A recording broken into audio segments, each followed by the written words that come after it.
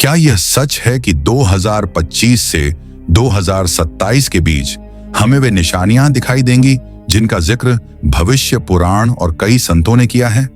क्या साल 2026 दुनिया के लिए वह साल बनने वाला है जिसे सदियों बाद भी याद रखा जाएगा, या तो एक बड़े विनाश के साल के रूप में या फिर एक नए युग की शुरुआत के रूप में? क्या इस धरती पर कोई दिव्य चेतना उतरने वाली है जो इंसानियत को अंधेरे से निकालकर रोशनी के रास्ते पर ले जाएगी? क्या बढ़ते हुए युद्ध, बीमारियां, महामारी, ग्रहों की चाल और प्राकृतिक आपदाएं वास्तव में आने वाले बड़े युग परिवर्तन की आखिरी चेतावनी है? क्या सतयुग का शुरू होना, जो लगभग 2030 के आसपास माना जा रहा है, महज एक इत्तेफाक है या हजारों सालों पहले लिखी गई एक किस्मत नियति? अगर आप भी इन गहरे और रहस्यमय सवालों के जवाब जानना चाहते हैं तो इस वीडियो के अंत तक बने रहें। आज आप जो सुनने वाले हैं वह महज कोई कहानी नहीं है, बल्कि समय के पहिए काल चक्र के उन गहरे रहस्यों की परतें हैं जिन्हें समझने के लिए ऋषि मुनियों ने युगों तक तपस्या की थी। यह वह बात है जिसमें बीते हुए समय की भविष्यवाणियां, आज के संकेत और आने वाले कल की संभावनाएं सभी एक बहुत ही बारीक धागे से आपस में जुड़ी हुई लगती हैं। ऐसा कहा जाता है कि जब समय अपने सबसे बड़े मोड़ पर पहुंचता है तो दुनिया में दो तरह की आवाजें सुनाई देती हैं। एक आवाज होती है विनाश की, यानी सब कुछ खत्म होने की, और दूसरी आवाज होती है नवसृजन की, यानी एक नई रचना की। और आज ये दोनों आवाजें एक साथ गूंज रही हैं। युगों के इतिहास को गहराई से समझने के लिए हमें बहुत पीछे जाना होगा। उस समय में जब नारद मुनि ने देवताओं से कहा था कि कलयुग के अंत में पृथ्वी पर एक ऐसा समय आएगा जब इंसान अपनी खुद की बनाई हुई परिस्थितियों का कैदी बन जाएगा, जब धर्म को सहारा देने वाले लोग खुद ही धर्म के रास्ते से भटक जाएंगे, जब सत्य की रोशनी इतनी कमजोर पड़ जाएगी कि लोग सच को देखकर भी उसे झूठ मान लेंगे। भविष्य पुराण की एक लाइन कहती है कि जब कलयुग अपने बीच के चरण में पहुंचेगा तब आपदाएं, बड़ी समस्याएं, बीमारियां, रोग, युद्ध और मानसिक परेशानी, विकार इंसान के लिए एक आम बात बन जाएंगी। क्या हम उसी समय में नहीं जी रहे हैं? चारों तरफ बढ़ती हुई बेचैनी और घबराहट है। हर देश किसी न किसी संकट से घिरा हुआ है। इंसान तो वही है, पर इंसानियत, मानवीयता जैसे कहीं खो गई है। कहा जाता है कि युग का बदलना, युग परिवर्तन अचानक नहीं होता। पहले उसके संकेत आते हैं, फिर बड़ी घटनाएं होती हैं और फिर एक निर्णायक पल आता है जिसके बाद कुछ भी पहले जैसा नहीं रहता। और कई जानकार मानते हैं कि 2025 से 2027 का समय शायद उसी निर्णायक पल की दहलीज शुरुआत है। ग्रहों की चाल बहुत तेजी से बदल रही है। वैज्ञानिक कह रहे हैं कि पृथ्वी की चुंबकीय शक्तियां, मैग्नेटिक फोर्सेस, असामान्य रूप से सक्रिय हैं। दुनिया के नेताओं के बीच तनाव बढ़ रहा है, लोगों में गुस्सा और आक्रामकता बढ़ रही है और प्रकृति बार बार हमें चेतावनी दे रही है। लेकिन सवाल यह है कि क्या यह सब महाप्रलय, विनाश की ओर बढ़ता हुआ कदम है, या यह धरती की सफाई है एक नए युग को शुरू करने के लिए? कुछ मान्यताएं कहती हैं कि हर युग परिवर्तन से पहले अराजकता, अव्यवस्था अपने चरम पर पहुंचती है। ठीक वैसे ही जैसे सूर्योदय, सनराइज से ठीक पहले रात सबसे काली होती है।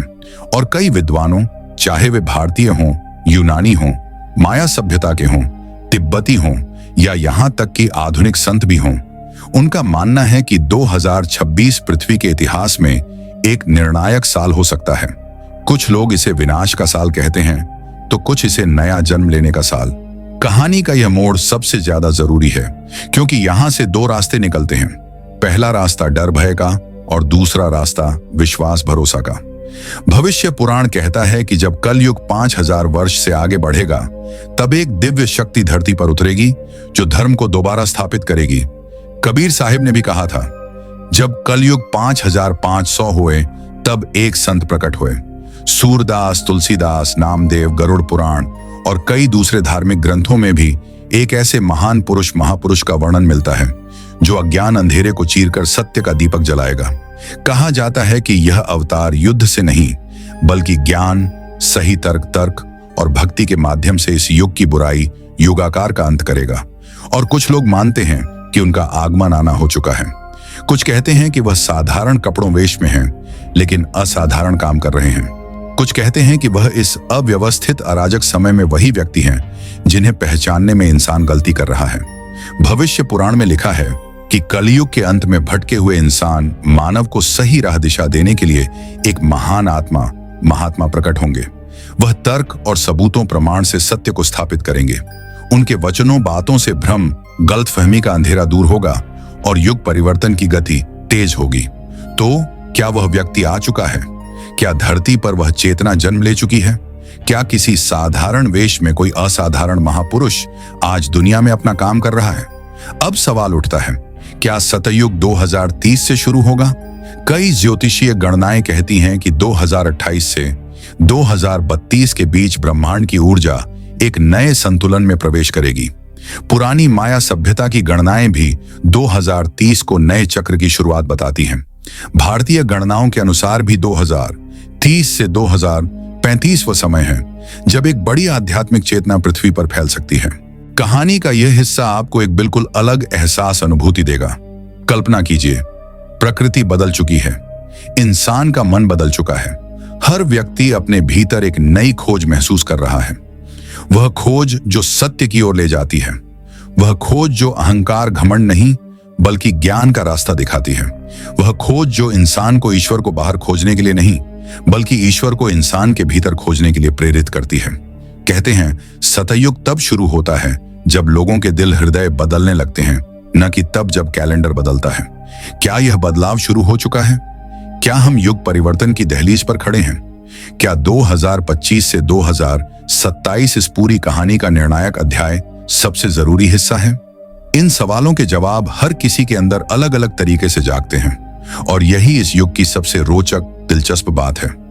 सत्य हर किसी को अलग रूप में दिखाई देता है, लेकिन रास्ता एक ही होता है, खुद को जानने, आत्मबोध का। कई ग्रंथ, कई ज्योतिषीय गणनाएं और कई संतों के संकेत ये सभी 2026 की ओर इशारा क्यों करते हैं? क्योंकि यह वह साल है जब पृथ्वी, सूर्य और कई ग्रह एक दुर्लभ ज्योतिषीय स्थिति में होंगे। इतिहास बताता है कि जब जब ऐसा संयोग मिलाप बना है, धरती पर बड़ा परिवर्तन जरूर हुआ है। कुछ परिवर्तन भीतरी अंदरूनी होते हैं, कुछ बाहरी, पर बदलाव पक्का होता है। कई वैज्ञानिक इस समय के दौरान पृथ्वी के चुंबकीय क्षेत्र मैग्नेटिक फील्ड में बड़े बदलाव की संभावना जता चुके हैं। कुछ कहते हैं कि यह बदलाव इंसान के मन के भावनात्मक पैटर्न को भी प्रभावित कर सकता है। यही कारण है कि संतों ने इस साल को धर्म और अधर्म की आखिरी टक्कर कहा है। कई लोग मानते हैं कि आज के समय में जो ज्ञान, तर्क और भक्ति के माध्यम से सत्य का संदेश दे रहे हैं, वह संत रामपाल जी महाराज हैं। उनकी बातों में पुराने ग्रंथों की कठिन बातों को सरलता से समझाने की ताकत है। उनके अनुयायी मानने वाले उन्हें इस युग का मार्गदर्शक प्रकाश, सही रास्ता दिखाने वाली रोशनी मानते हैं।